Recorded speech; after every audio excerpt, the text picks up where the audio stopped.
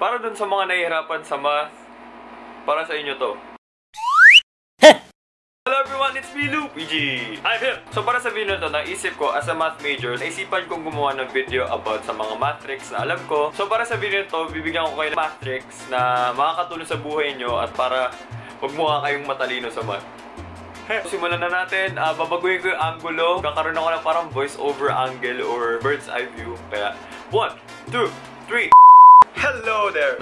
Wow, amazing. Para sa first trick natin, tatawagin ko tong hand method. Gumagamit lang to para sa multiplication table ng 7 times 8, 7 times 9, 8 times 7, 8 times 8, so on and so forth. So paano yung hand method? Una muna, 7 times 8 alam nating 56. Yun. So para sa hand method, kailangan mo yung mga kamay mo kasi nga hand method eh. Panga-panga. Para sa left hand, dito si 7. Para sa right hand, dito si 8. Pag 7, kailangan mo 2 kasi 5 plus 2 is equal to 7. 5 plus 3 is equal to 8. So, tatlo yun nandito mo. Para mo mo yung first digit, ipag-add mo kung ilan yung mga nakataas. So, 2 plus 3 is equal to 5. Tapos, baliktarin mo yung mga nakabukas at yung mga nakasara. So, ito. Ngayon, ipag-multiply mo to para makuha mo yung second digit. 3 times 2 is equal to 6. Amazing! You're so smart! Ang 7 times 10, alam natin 63 siya. So ngayon, para makuha natin yung first digit, dito sa kanan mo, dalawa dahil 5 plus 2 is equal to 7. Tapos dito naman sa right mo, 4 dahil 5 plus 4 is equal to 9. Para makuha yung first digit, pag-add mo yung mga nakataas. So 2 plus 4 is equal to 6.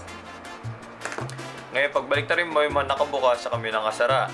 So, ngayon, ipag-multiply mo, 3 times 1 is equal to 3.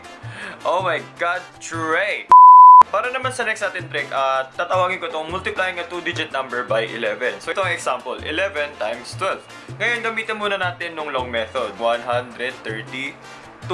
Ngayon naman, ito yung number na hindi 11. So, itong 12 hindi 11. Ngayon, alam nating 3 numbers yon. Para mo yung first digit, kopyahin mo yung first digit nung hindi 11. So, 1. Oo, 1 lang. Hindi kagaya karami ng babae mo. Bakit babae? Ngayon naman, para mo yung may last digit, kopyahin mo yung second digit nung hindi 11. So, which is 2. Para mo may middle digit, ipag-add mo tong dalawa. So, 1 plus 2 is equal to 3. So, right! 56 times 11. Long method muna. 56 times 11. 6, 5, 6, 5.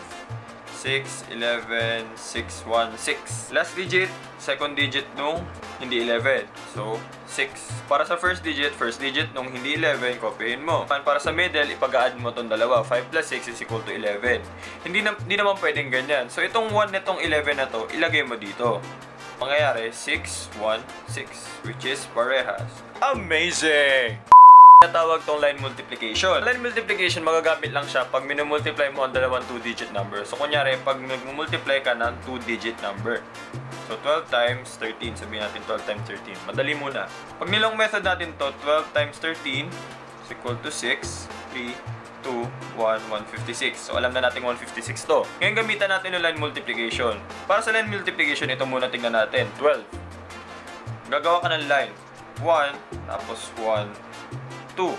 Dahil 1, tapos 2. Naman, dito naman tayo kay 13 titingin. Isang line, dahil 1, tapos tatlong line, dahil 3. 1, 2, 3. Hatiin natin siya ng pagganito. Hatiin. Ayan. Para makuha nyo yung last digit, bilangin nyo yung intersection or kung saan sila nag-meet. Oo, nung nag-meet, nung first kayo nag-meet, tapos nag-love at first sight kayo, tapos bilangin natin. Ito yun, 1, 2, 3, 4, 5, 6. So, alam na natin, ang last digit natin ay 6. Kunin nyo lahat ng intersection dito sa part na to. So, 1, 2, 3, 4, 5. 5. Ngayon naman, dito naman tayo sa last digit natin, which is ilan? 1. So, 156, same lang ng 156.